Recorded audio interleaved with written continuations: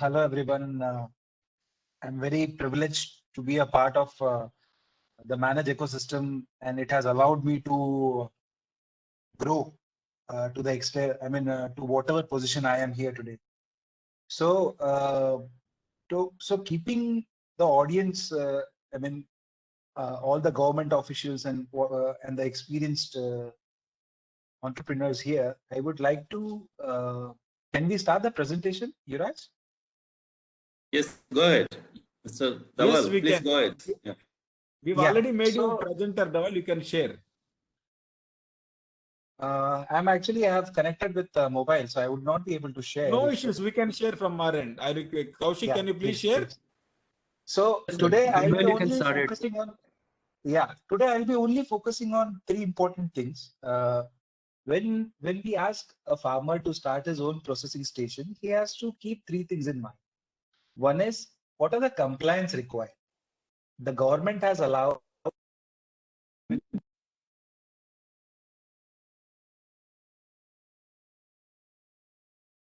us a facility of registration license for farmers, small business owners in the food segment, where they can have those who have a revenue less than 12 lakh per annum can have the registration license. So the process right now has been changed. So all the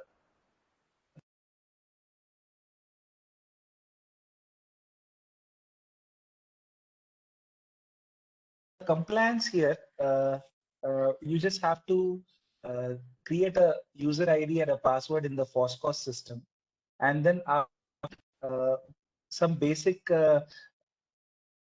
KYC they do.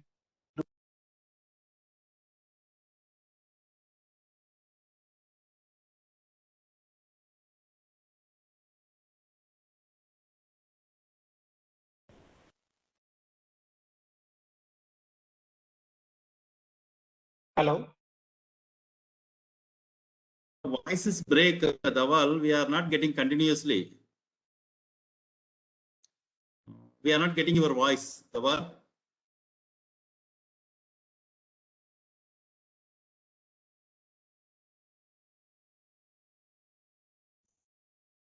Dhaval, can you hear us?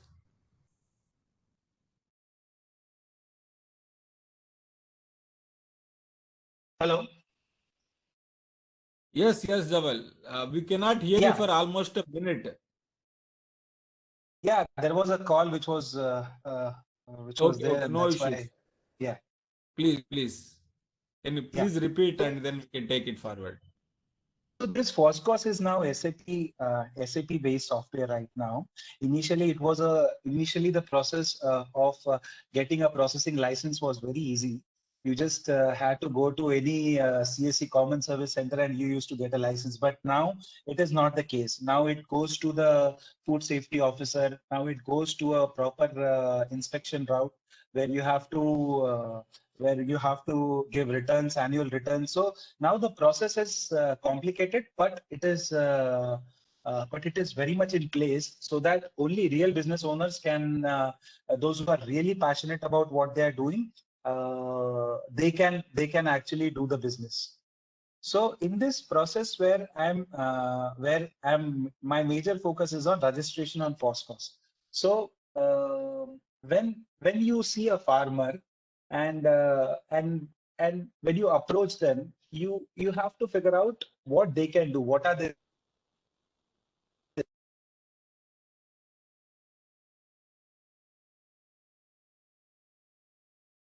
You can help them with a small processing station for milling, a small processing station for doing flour making, making any small batches of some snack, some beverage.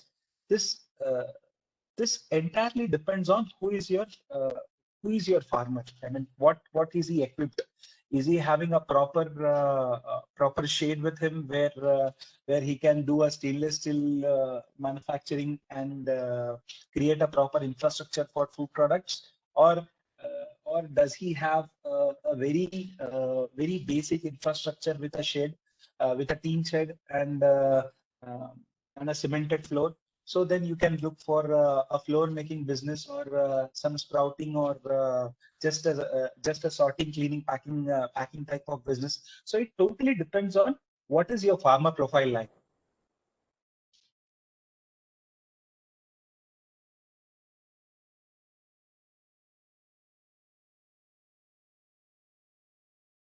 So as I already mentioned, the documents are dependent on what type of license you want, whether it is a state license, whether it's a central license, whether it's a registration license.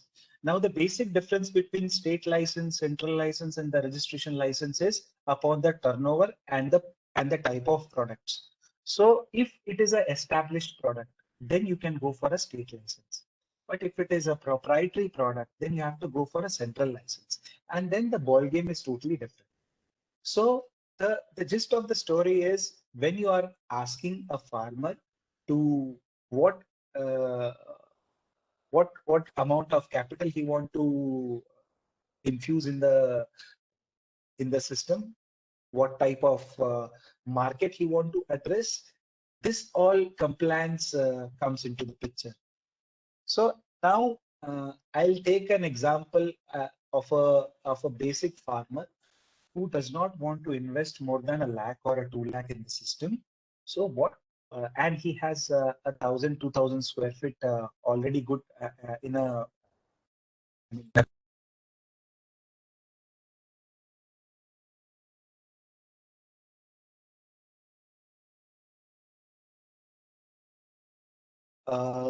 When you go for a registration license, the license fee is just 200 rupees. So if you are ready that you want to do some packing, cleaning, grading of the grains, this 200 rupee license is enough. You just have to figure out that who is there in the food office, get the list of they have a Xerox copy of what documents are required. Within a week, you can gather all those documents, and then you're ready for your food manufacturing in just 200 rupees. You have to just get the right documents and you're ready to go. So with this 2 lakhs, now let's go to other slide. Here I have no, the third slide before this. Yeah. So now when we say that we want to process it at farms, uh, so selection of crops is very important. If you want to have the same commodity stocks, same commodity crops, like suppose in Maharashtra you have soybean, soybean is there, pulses are there, uh, some different oil seeds are there. So like groundnut, sesame. So what exactly is your crop profile? Now with this 2 lakh, you have taken a registration license. Now you have to figure out what is the cost which I'm going to incur in order to process that thing.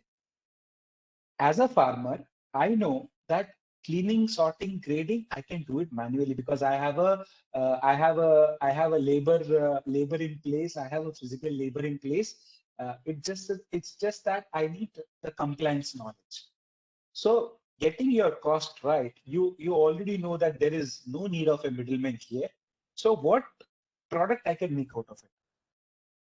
What is the best market opportunity? You know that what is the different markup which is there in the trading market. When you go to the market, you know the cost of production is, let's say, X.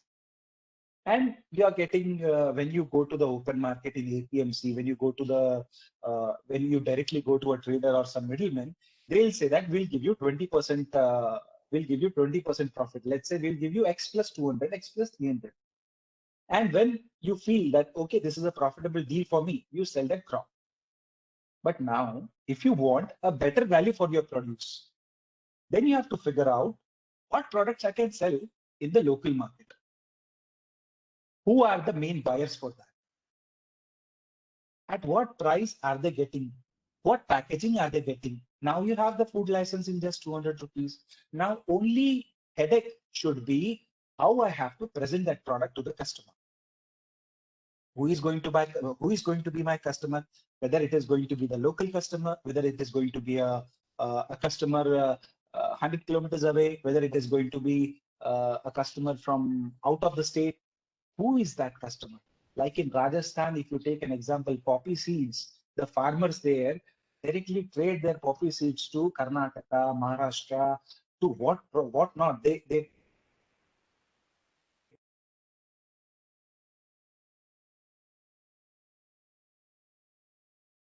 which are actually traded by the farmers. The FPOs take in charge of processing. They hire experts in order to trade that. They hire experts in order to market it properly, and they do it all by their own. There are very successful startups in Satara. There are very successful startups in Nasik.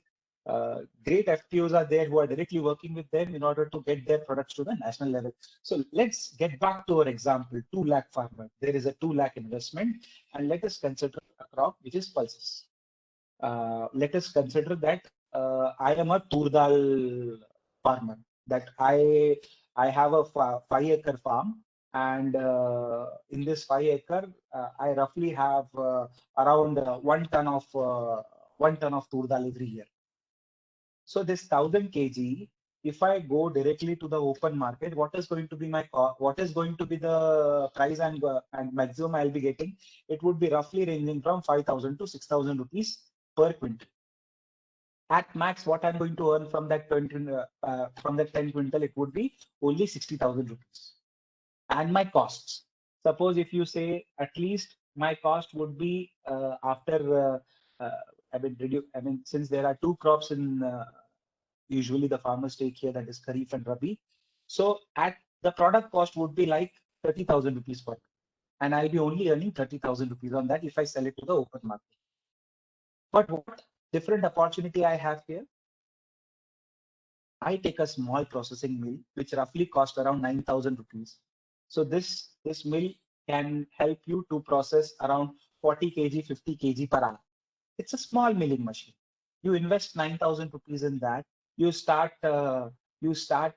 segregating the best quality of that. I mean, first you have graded it using a harvester who is and when the when you take post harvest management services from the outside, you just ask him to segregate as per the size. So when you have a segregation as per the size, you just have to invest in a small 9,000 rupees machine. And when you have invested in that machine, you can get a yield of 40 kg per hour.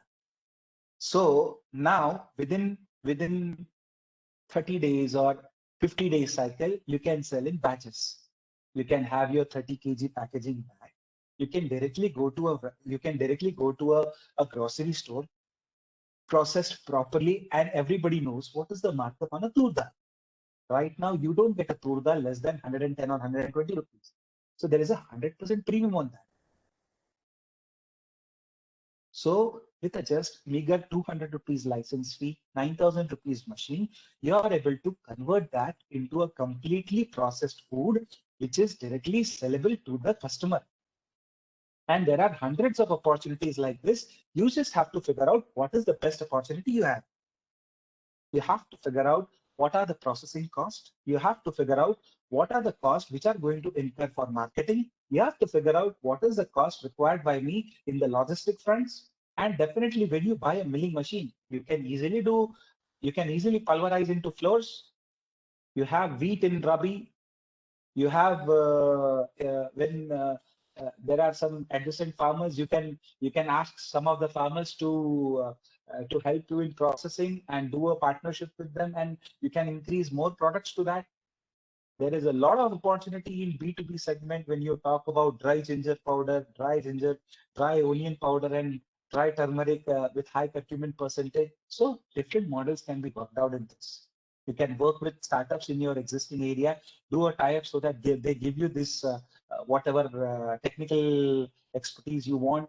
The enable certification processes that what type of license, what type of testing you want in that particular product. You can play around all these general products, general manufacturing in just 200 rupees.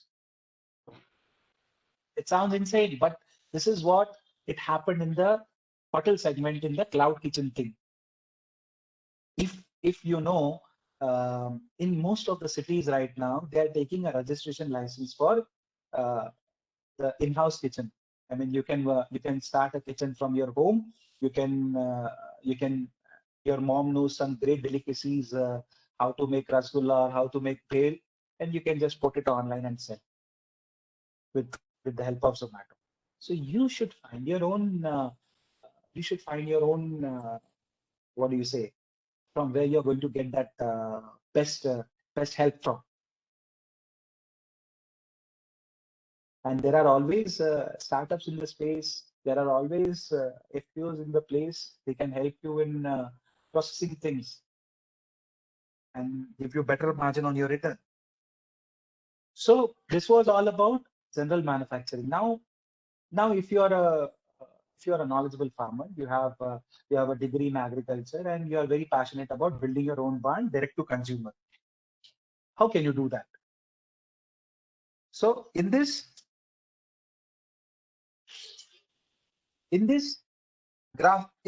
a knowledge about graphics, a knowledge about packaging, a knowledge about weights and measures act, and the knowledge about claims and shelf life come into picture. This is more of a more advanced what do you say? It takes a lot of study. You have to know the Compendium Act. I mean, you have to read the entire compendium to understand the FSSAI Act 2007, 2008, so that you know what ingredients can be used, what is called as a proprietary food, what is not called as a proprietary food, and then you need someone to help. Then you have to get the external help. By reading, there is everything available on the web. It's nothing that there is no single piece of information which is not there on the web. Everything is on the web. So if you have to know from your own, you can do that. It took me some time. I didn't sought any external help in order to start my own company. I was very passionate about what I was doing. So I went on the web, understood what are the acts, what are the norms required, how is the licensing done, what are the claims you can put. There is all these PDFs are there. That what claim you can put, what is if your product category is this, how much weights of the, I mean, how much different weights of the products are allowed. Suppose you have to increase the shelf life, then what different types of packaging you have, and when you say that, okay, I want to have a ragi flour as a product, or I want to have a cookie as a product. So then you know that what different types of packaging are there in the market. Because you already, when you go to a grocery store, you take that product in your hand when you tear it, and you know that, okay, they're using a plastic container inside, or they are they are using some silver foils in order to seal with the band sealer. And doing all those research in the ground will help you understand, okay, this product can be packed in this way, this product can be packed in another way, and what are the different prices that that product is selling, and if that product is selling at a higher price, what product differentiation are they offering. So also, when you say that I am complying with all the laws, you also have to understand what difference, how different is one brand from another. Now, there are different jargons which company use in order to sell their product. Let's say if I am into a confectionery segment, I'll say it is gluten free. It is 0% maida. It is packed with all the great ingredients right from the farm. That gives you more affinity towards that brand. But if you do a poor job in designing that product, you have got all the ingredients right, but you have not put it on the display panel. Like if you see, I have written sprouted ragi, almond and dates porridge mix. Now, is it a somebody should think? I mean, does somebody take an effort to understand what this product is? It is simply written that it is sprouted ragi, almond and dates, and nothing else. So when your branding, when your product are rightly designed on conveying the information you want to give it to the customer, it makes a lot of sense for the consumer to buy it. So apart from competition, you have to understand who are you selling, and accordingly you have to figure out what channel you want. So as a farmer, if you are willing to take the direct to consumer route, then you have to have a team member who is full time into marketing,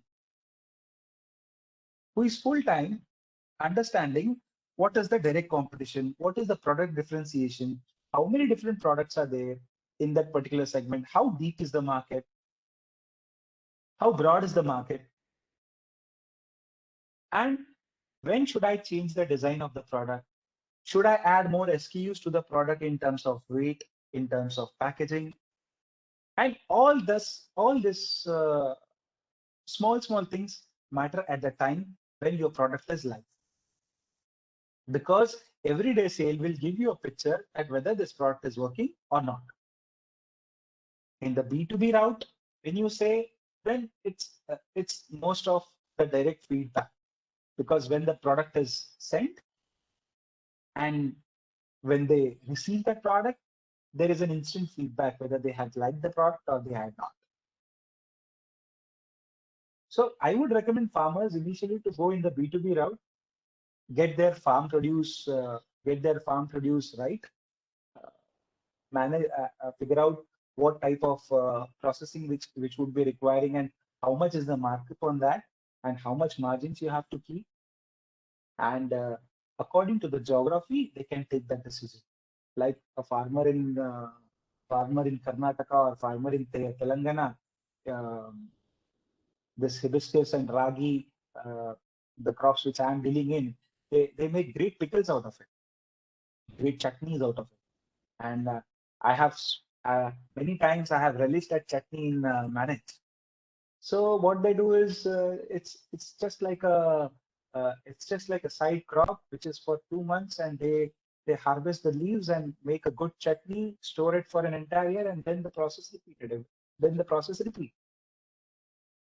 Priya Pickle is one of the brand in Telangana who is doing great with the biscuits. So you can take some or other crop which works for you, understand the entire supply chain, figure out your margins, understand the investment which is required, partner with some organizations if it is needed, and you're good to go. And all this licensing part, you can do it on your own. And if you want an external help, you just have to go to the website, go to directly to that food office, give some commission to the whosoever is sitting there. They'll be more than happy to do it for you. Since the process is right now a bit complicated, you have to get the external help. Or you should try it at your own. Make mistakes if you have time. I think I'm done here, Savanand sir. I mean, is there anything somebody would like me to ask or focus more on something? Fine, Dhaval. And any questions? Anybody? Can you put in chat box? Somebody have questions? Any questions? Based on your experience, what is the farmer's opinion, Mr. Dhaval, what you are working, and which are the services really they value for it, and which one they really appreciate your work? Farmer's point of view, I'm asking. See, right now, this is a pulses belt. So we have helped them to set their own processing unit for pulses, get them registration licenses, get them how the processing is done, and they're good to go because they have an open farm there. They just have to have one tarpaulin sheet with them. So once they are when they are properly soaked and milled, you get a best quality of dal which you can never get in the market, and it sells in premium. Okay. Currently now, how many farmers you are working? How many farmers approximately? Sir, when you say that farmers out of 500 farmers oddly we interacted with, only 2 of them took the processing thing on their own. Okay. So it's not like that everybody will be very much interested in doing the processing on its own. After seeing Okay. this too, people get motivated and start something else. Okay. Mhm. Okay. During COVID times, what is your experience? Because exactly when you are trying to move forward, there is a COVID that came and it struck you. And how your work is going, how your products are moving during COVID times? Sir, right now, what we thought of was, since I had to move back to the place where to my native place, we figured out that we can directly do a wholesale of our business. I mean, whatever products we did, we can directly sell it to the white labelers, private packaging, who are into their own packaging, who are into brand distribution. So they require all the raw material which we used to produce. So right now we Okay. are mainly into giving our products to the companies who are into bulk retail. Okay. Initially, it was direct to consumer. Now it is into bulk retail. Like you have your own store. You want Mhm. good quality of products. Good quality of cereals, pulses, flours, different types of flours. We are like we give you neatly packed, neatly processed in your packaging. Okay. Anyway, Mr. Dawal, farmers are many years they are doing. Persons like you came and there you are trying to change something or do something better. And what are the your services you feel it is really you are something supporting or facilitating farmers? What are the services? Can you list 1, 2, 3 based on the importance or priority you are doing or something doing good? What are the services you are giving to the farmers? Can you can list out? Yeah. So the number one service, what we help them is, suppose you want the clarity of where you want to sell your produce. Now Okay. there are different collection centers from NAFED. There are different collection centers from APMCs. There are private buyers. So what are the basic prices? What are the basic prices for their products? So Okay. we can't procure all the produce they grow. After our Mhm. requirement is done, where can they sell, at what price Okay. can they sell, and we help them in doing all those things. Number one. Number two Okay. is how you can get their call. So the farmers associated with us in this case ragi farming, we help them in reduce their cost. So right now we have taken an external help in order to reduce our cost. So Okay. how this cost can be reduced? We know that the 90% of the job is manual. So in that, can Mhm. we add some automation to that? A simple automation which can help them us to reduce the time in processing that entire produce. So Okay. that is number two. What we do. Number three is Okay. when farmer understands the value of the crop, that okay, I am giving this to this ABC company, and what is his potential? How much he can earn on that produce? So when we also tell him that okay, you can have your own thing. We can directly buy it from you. You can be a private labeler as well, because you have your Okay. place. You are ready to invest something. You can do that. So these are like two success stories we have. Okay. Okay. Thank you. There is one question from Dr. Manas Ranjan. There is a question like marketing for agriculture product. It is any registration facilities for marketing of livestock products also you are heard of anything? Even though it is not very much relevant to you, something related to livestock you are heard of something? Livestock, Okay. you mean to, if I'm getting it right, are you talking about cottonseed cake, or what livestock you're saying? Or it is about the Maybe milk leftover? products, maybe like milk products or meat products, something like that. Any registration facilities they can make, what like that is asking. No, See, you are making something. Yeah. in the dairy business, there are you have to follow the FOSCOS route only. There is no other, or even for the meat industry also, there's a single channel where you have to get yourself registered. That is FOSCOS. That is Food Safety Standardization Right. Association of India. Right. Yeah. So there is the same Yeah. process. There is nothing different. There is no difference. Yeah, that's what. Okay. Thank you. Thank you very much, Dawal, for very interesting presentation. And somebody asked where we can get your materials. We given indiamart.com. It is other products Slash also. Edufarm. Your Yeah. products are available on Amazon, and where it is available? Any other place? Sir, IndiaMart only? right now, because right now what the problem with us was, initially we used to have a outsourced facility in Nagpur. So there we Okay. used to have a co-packer with us. So Okay. a co-packer has some restrictions on this much you have to buy it from us. But when we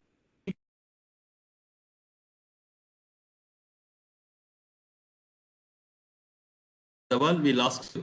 packer here. So Okay. hello. Yeah, please go ahead. Yeah, so we didn't have a co-packer here. So right now we have got our own manufacturing facility in Chikhli. We will be very soon launching again on Amazon and Flipkart.